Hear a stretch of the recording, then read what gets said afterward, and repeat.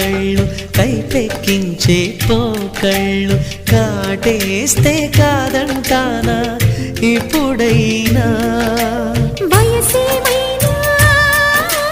సొగసేమైనా మరపించే